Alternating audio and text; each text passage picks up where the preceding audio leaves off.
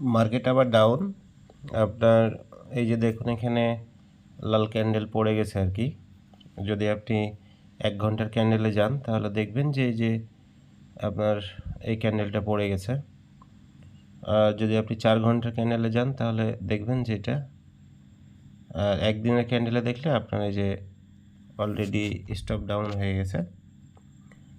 তো আমরা আশা করতেছি সকল কিছু ফান্ডামেন্টাল অ্যানালাইসিস এবং নিউজ কাভারেজ করে এটা আর কি 56-58 এ পর্যন্তই কিন্তু পুরো এই মাসটা কিন্তু ঘুরবে আর কি। হ্যাঁ, এর মধ্য থেকে আপনি বেছে বেছে শর্ট ট্রেডগুলো নিতে পারবেন।